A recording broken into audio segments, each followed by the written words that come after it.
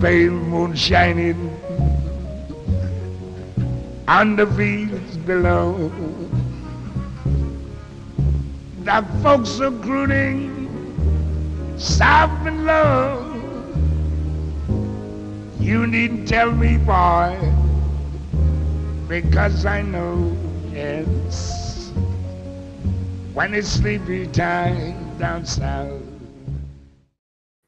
Hey guys, welcome back to another episode of the Freedom Honey Podcast as we continue our descent into cult-like status. Yeah, I hope you enjoyed that. That's your moment of zen for the week.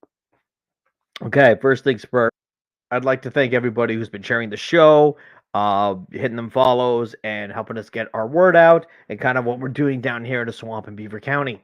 And with that, guys, I drink through these, so we're going to pop up with a fresh PBR. And we'll get into the stories of this week. Okay, first things first, a lot of rain weather we've had out here in Beaver County. So today was the first really nice sunny day, taking full advantage of it. The bees are doing good, and I'm going to spend a lot of time this weekend working outside. That's good. All right, first big topic this week, bird flu, baby. Here we go. I'm calling it now, guys. This is going to be the new pandemic. So get your toilet paper ready and your, I guess you can call it your resolve to resist. Get it out there and get ready. I got to figure out what kind of outfit I'm going to wear. New pandemic outfit. I don't know. Maybe something light, a little tactical. I don't know yet. I'm going to have to go, maybe I'll have to go shopping, get some new boots or something. But yeah, now with this bird flu H5N1, they're not talking about it now jumping to humans. And of course, like any good pandemic, there's a new vaccine for it. HHS to produce 4.8 million bird flu vaccines as 2 new human cases identified. HHS is preparing 4.8 million H5N1 bird flu vaccine doses amid reports of 2 new human cases in Michigan and Australia. Meanwhile, the CDC this week urged health officials nationwide to ramp up flu surveillance. It's party time, people. I'm hoping that this is a bust, of course. I think I'm gonna just see it now. All the libs and stuff like that are just gonna start freaking out and say you need to stay home and this is the new threat, and it's gonna be repeat all over again. The nice thing is that for the most people, we woke up. We questioned it. Even the people that were all dying, like, I mean, I think most of us were cool with the whole 3 weeks at home. At the beginning, we're like, oh, okay, I can understand. There's a bad bug coming. We got to prep the hospitals. Turns out that was a big lie and a big mistake. That was them screwing with us to get us ready. I mean, we did that. We went to curfews. We went to lockdowns. They had the stupid arrows in the grocery store. I got into it with like a 70-year-old at West Edmonton Mall because I crossed over to go to a store and didn't want to walk, like 3 kilometers around the mall. We're not going back to that shit. So everyone who's listening, I mean, you guys are pretty smart. You guys are woken up people. So I think for the most part, we should be okay. But I ain't taking no experimental bird flu vaccine. This has got bad omens written all over it. Speaking of bad omens, police in Quebec say convicted BC serial killer Robert Pickton is in medically induced coma and on life support 4 days after he was attacked by another inmate in prison. I say to this point, this was a hit done by Trudeau. I'm putting it out there. I really do. Everyone's like, oh, I hope he dies. No, I hope the opposite. I hope he comes out of this because I wanted to hear some deathbed confessions. Because I know this guy's got the dirt on some greasy shit that's happening out there. And probably with some of our elected officials, but we'll cover that on another show. And I want to hear some deathbed confessions. So, Robert, I'm hoping that you survive this because I need you to spill the beans. I think it was, I wonder what did it, I was reading it. It was like a broken broom handle. I mean, that's a shitty way to go. But as much as everyone else is hoping for your death, I want you to survive just long enough so we can get some dirt out of you. All right. Never thought I would root for this serial killer to not die. Like, he doesn't have to live long, like 20 minutes just to write some stuff down and get some locations and dates and stuff. But That's really all I want. All right. All right. We'll jump to Ottawa, the woke capital of the world. Groups call on Human Rights Commission to investigate hazardous pollution caused by trucks downtown Ottawa. Yes, they are now the people. I mean, apparently, like the convoy was the most traumatic thing they ever experienced. The horns and the honking and the exhaust and everything like that.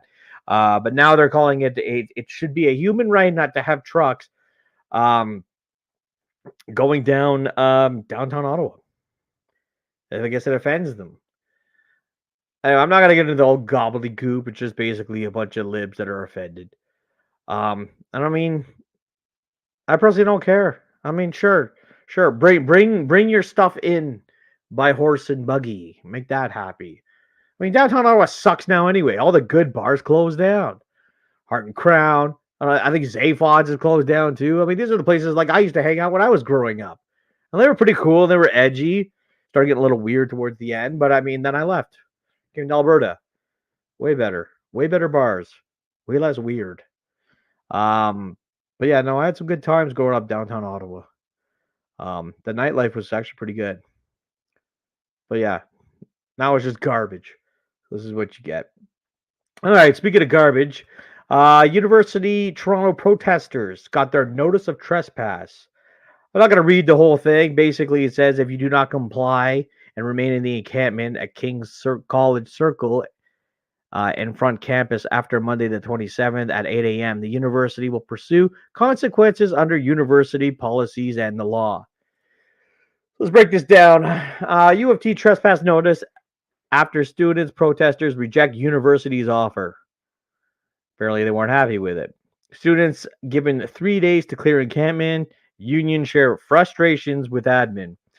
On May 27th at 3:50 p.m., U of T President Merrick Gerler gave student protesters 24 hours to accept the university's latest offer and clear the encampment, or they would receive a trespass notice. As of May 24th, Occupy Palestine encampment's organizers have rejected the administration's offer and continues to occupy King's College Circle.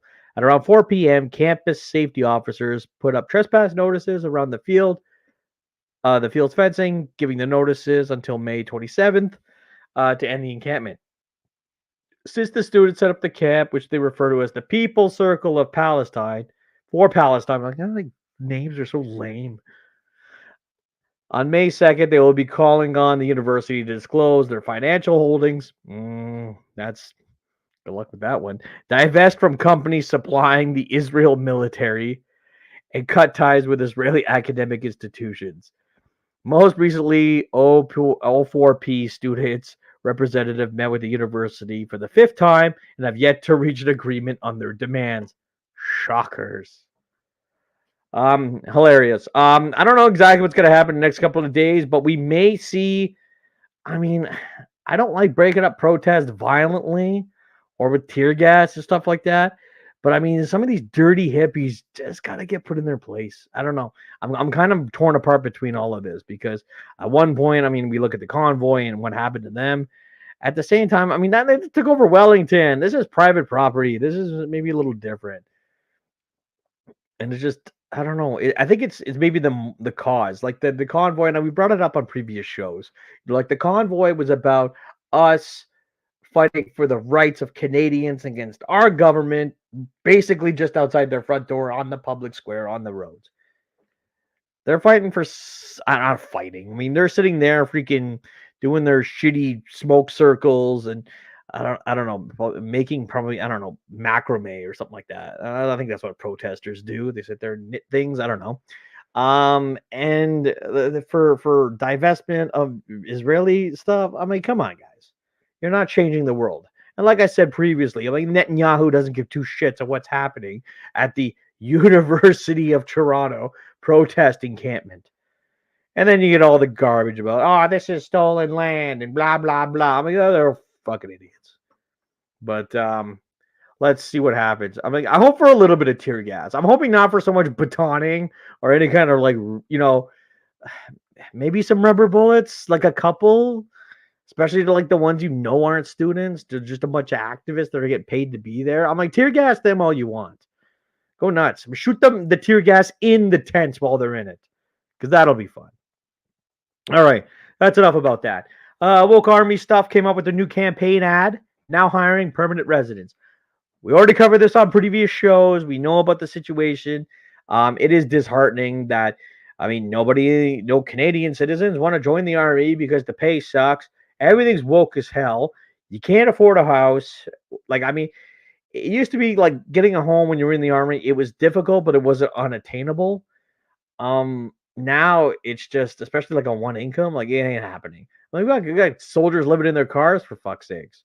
A buddy of mine, when he was living in Comox, couldn't afford a house because a crack shack cost like 500K. So he was living in freaking military subsidized housing. He was on course, and he found out later that his freaking shacks got blown up because of a bad gas line. So then he gets sent a picture of the freaking shacks destroyed. He's like, "We're gonna try and find your stuff," and it ended up being in a box. So he's like, "Yeah, while I was on course, I became homeless." I mean, this is what they do. They were trying to fix a 100-year-old building. Probably lowest budget when it came to contractors. Typical army. But on this note, a source at CFRGHQ, the breakdown of the 21,000 permanent residents that have applied for the CAF. We got 41% from India, go figure. 8.4 from unknown, mostly China and India. 7.8 from the Philippines. 7% from Nigeria. Almost 4% from China. 2.3% from Jamaica. 2% from Pakistan. 1.7% from Brazil. And a bunch of other countries that are under 1.5%. So mostly, let's say East India. It's probably 50% of these. Also, based on the last time, out of the 21,000 permanent resident applicants, only like 90 got through because the security screening is so difficult, which is good. I hope the security screening would be difficult. Anyway, like I said, from previous shows, just another nail in the coffin that is the Canadian Armed Forces. All right, next topic. What are we talking about? New bill to let Canadian pass citizenship rights down to children born abroad. This is a terrible idea, but let's get into it. The new government bill tabled at the House of Commons on Thursday will allow Canadians to pass citizenship rights down to their children born outside the country, a move that would add an unknown number of new citizens. Because this isn't going to get abused. This is going to, I mean, it's going to be too easy to forge pay. Oh, God, this is just going to be a nightmare. The new bill will undo the change that was struck down by a recent court challenge and extend citizenship by descent beyond the first generation born outside of Canada. This legislation would automatically confer citizenship rights to Canadian born since 2009 who were affected by the conservative changes. Yeah, big old mistake with this one. But like I said, this is troubling indeed. All right, what do we got left on the menu? Oh, everyone's favorite segment. It's the Freedom Honey Douche of the Week. This one nominee, it's an entire country. Germany knocks child porn sentencing down to a misdemeanor. Shame on you, Germany. You got a lot of baggage when it comes to the whole country thing. Yeah, European history is pretty long, but you got a lot of baggage, and you've been doing pretty good. Letting all them Syrians in was kind of a bad idea. We all remember those videos. But this one takes the cake. Germany's parliament has voted to remove the possession of child sexual abuse material as a criminal offense. The country's criminal code will no longer include the section pertaining to child pornography. Once the bill goes into effect, minimum sentencing for holding child abuse materials will be reduced and the criminal charge will become a misdemeanor. Germany only a few years ago in 2021 classified child pornography possession as a felony with a 1-year minimum sentence by federal Justice Minister Christine Lambrecht of the Social Democratic Party. Yes, the Social Democratic Party. Anyway, shame on Germany for doing this because this is just one step closer to normalizing this whole child sex porn thingamabob. That the whole world, for some reason, is all getting really into this, and a whole lot of elites out there. But we're not going to go too far into that. And, an island where Epstein, yeah. Anyway, so for discussing this, Germany, the entire country, that's everyone in it because you're all part of the problem. Germany, you are this week's Freedom Honey douche of the week. That's Mike approved, Pedro approved, Beaver County approved, and we'll go from there. Right, the commies are gonna commie. So the Revolutionary Communist Party had their founding, I don't even want to call it, box social this weekend. And of course, it went as well as could be expected. Let's watch the video. Tonight is the night before the founding Congress of the Revolutionary Communist Party, and I'm here with some comrades from Edmonton. It's really, really exciting to be here. I can't think of anywhere else I would want to be. This is literally being part of history. We're going to be part of the party, part of the founding of the party that's going to change the world, that's going to liberate us all from the system that oppresses us. I can't think of anything cooler that I want to do in my life. The working class in Canada is sick and tired of constant oppression. The working class in this country hasn't had a genuine workers' party for likely over 100 years. The NDP has been nothing but a reformist milieu. It is time for a genuine revolutionary communist party that can lead the working class to power in this country. Godspeed, comrades. It feels so great to be surrounded by so many comrades that are just all united with the common goal of uniting the working class in revolution. I'm here because I've been appalled by the abuses of power of the Western liberal democratic system for as long as I can remember. I resent the military-industrial complex with a passion, and I stand with the people of Palestine. The work has to get done, and that's what I'm here for. Hell yeah. I'm here to support my comrades, build a revolutionary party that can genuinely lead the working class to power. There are 400 communists here from coast to coast for the launching of the party that will overthrow Canadian capitalism and imperialism. Well, as you guys can see, the attendees are exactly the way you thought they would be. Nothing but neck beards and weirdos. They don't seem like an overly, tough people. So I don't think they're gonna go far. But you would be surprised because they're pushing all this crap in the schools and everything like that. So, boo to the Revolution Communist Party. Okay, it's always the commies. All right, new research confirms masks work. Apparently, effectiveness in protecting against respiratory infection. I call bullshit. New research. Apparently all the previous research that was happening that proved that this doesn't work, and the research for the last decade and before that, and of course the guy that backed this thing is our good buddy Joe Vipin, former Freedom Honey douche of the week, by the way, with his very large duck build style mask. Anyway, just a bunch of propaganda to get you ready for the pandemic that's coming. Because it's all tied into this. And I'm going down that conspiratorial rabbit hole. But so far, I've been pretty right. So, get ready for it. Things are going to happen. All right. And because I talk things like that, and I don't know, the internet hates us and a bit like that. Guys, if you want to help the work that we're doing here at the Freedom Honey compound and with V4F and help support the endeavors and the events and the gatherings and all the fun jazz, buy some merch. You can join the club. Go in. It's a couple dollars a month, and your money goes to pay. Basically, there's a cool vote thing that they do, and it goes to one of the causes of the month. It's a couple bucks a month, or buy some merch because that's good, and you get stuff instantly, and it's nice stuff. All right, watch the video.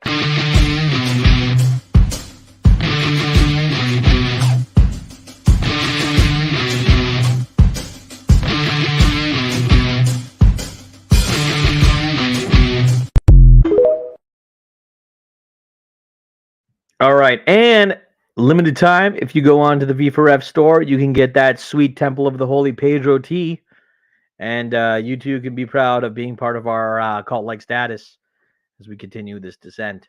All right, now it's time for the new segment that everyone's it's picking up steam. People are liking it. I am getting some messages about it. I think one of the guys at work who listens to the show, listening to the dirty laundry of Beaver County from a couple weeks ago, said it was laugh out loud hysterical. But anyway, and with that, we'll get into this week's dirty laundry of Beaver County. All right, man, this week's chat in the Tollfield group chat, pretty spicy. All right, anonymous participant, why is Tollfield School have gay pride flags in the classroom?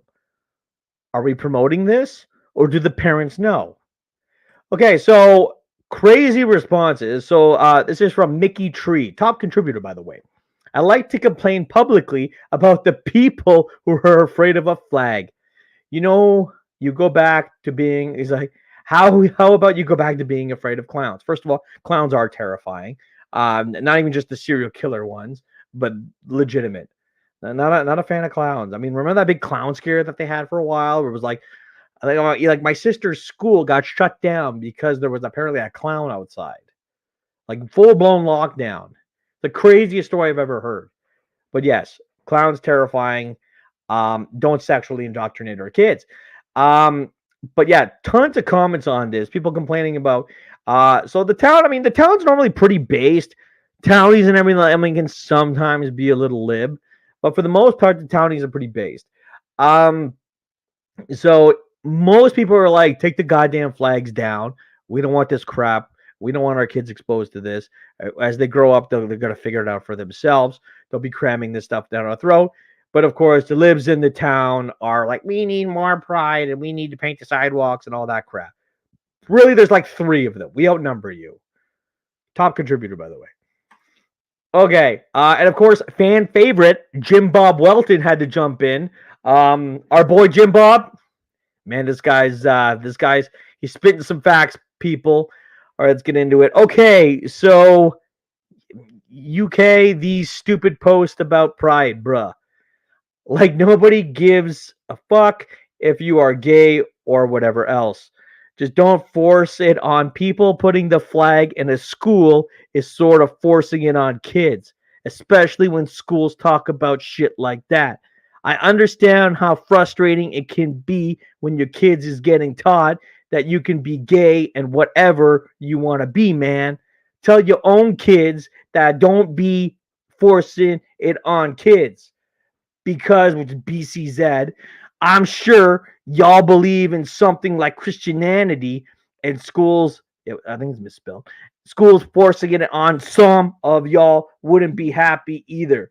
So if you want to talk about the A, B, C, D, LGBTQ, do it on your own time. Don't force it on people's school kids. People's kids, thank you.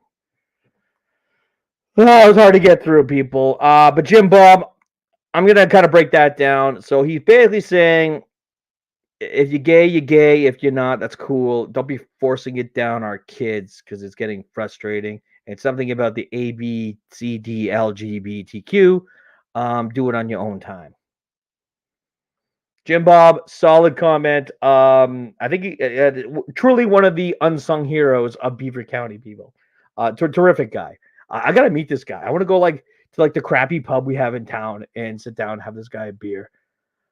Jim Bob, if you're listening, you're the man. Okay. That was a lot. And that'll finish this week's story. I don't think this is the end of it, to be honest, because I mean they're gonna be fighting about this for like the next month and a half. What I'm probably gonna do is I'm gonna have to start screenshotting these comments from the Chofield chat, and sharing it with you guys, because nothing but gems, absolutely nothing but gems. All right, Pedro update of this week. One, I've been getting a lot of messages. People want to see more goats. They're like, Mike, I want to see Pedro's goats, and people like Pedro's goats. And okay. So here's Pedro with one of his goats. Also rocking a V4F t-shirt, available at the store, by the way. Yeah. Also, we have a video to share. So not Pedro himself, but this is his cousin, Miguel or Jorge. I'm gonna have to write that down. Just to show you that Martinez bloodline is made of the most hardest motherfuckers on the planet. Anyway, watch, enjoy. Este vato se mira que tira chingos de pipe. He just got half of the stadium pregnant with that look. Mírale, fumando un pinche cigarro, tirando gang signs, looking like he just left a Nicaraguan prison, looking to pound all the puss. ¿Qué va a hacer el güey? ¿Qué va a hacer el vato? No digas que he's gonna ride a bull. Oh, pues espérate, güey. Espérate, hold on to the bull, güey. Le vale verga, güey. This is con el pinche cigarro todavía en la pinche boca, güey. Le vale verga a todos los... Get out of there, rodeo clowns. You know, güey. He's just like, give it all to me. Give it all to me, bull. Ahora ya se va a caer, güey. No, he's still holding on. Oh, no, oh, shit, I thought he was done for. This is the greatest athletic achievement I have seen in my life, bro. Oh, this is better than Kobe's 81-point game, than Usain Bolt's 100-meter dash, man. This is breaking all sorts of physics. With su pinche man. Yeah, that's that Martinez bloodline. In also like another Pedro news, he will be leaving. He is moving, so he will be leaving Strathcona County and moving back into Sturgeon County. So Strathcona, you lose 2 points to manliness. Congratulations, Sturgeon County. You get 2 points plus manliness. Subtract 1 point because you got a lot of pedos living in that county. We'll cover that on another show. But with that. What else we can talk about? Oh, the event, guys. The event, Canadians for Truth presents Veterans for Freedom, Protecting Canada's Sovereignty. This is in Red Deer, Legacy Place, June 15th. Doors open at 12. It's going to go till 7 p.m. at night. Tons of awesome speakers.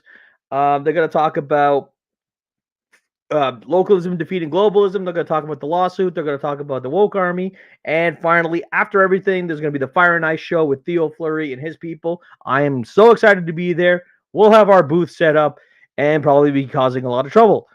So please come. Tickets are on sale. And because everyone likes promo codes, if you go right now to Eventbrite, you put in the promo code V4F. That's V number 4F. They kind of got to buy one, get one. It's 2 tickets, reduced price. Bring a friend. It's going to be an awesome event, and I look forward to seeing you guys there. And with that, guys, that'll bring us to the end of the show. Thank you for hanging out with us for the last 28 minutes, and take care. God bless. Have a great weekend. All hail the Queen Bee, and we're out. This is why people OD on pills and jump from the Golden Gate Bridge. Anything